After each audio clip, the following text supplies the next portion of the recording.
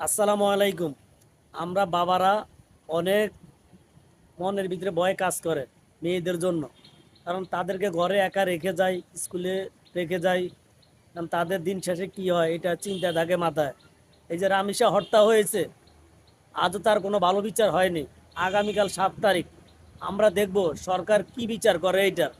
এই যে আমারও একটা মেয়ে আছে, আমারও অনেক ভয় লাগে। কারণ তারা নিরাপদে আছে কি না তাও আমি জানি না। বাংলাদেশ স্বাধীন হয়েছে কি এই জন্যই যে ছোট ছোট শিশুদেরকে বলি দিতে হবে। আমরা এই রামেশা হত্যার বিচার চাই, যেন তার প্রকাশ্যে খোলা প্লেসে পাবলিকের সামনে ফাঁসি দেওয়া হয়। আশা করি ভিডিওটা আমরা সবাই শেয়ার করে সবাইকে দেখার সুযোগ করে দিবেন। সবারই ঘরে কন্যা সন্তান আছে, যাদের কন্যা সন্তান আছে তারা অবশ্যই বুঝতে পারেন আপনারা অনেক নিরাপদে নাই, কারণ আপনাদের মনে ভয় কাজ করছে। আসসালামু আলাইকুম। ভিডিওটা আজ এই পর্যন্তই, সবাই শেয়ার করে দিবেন।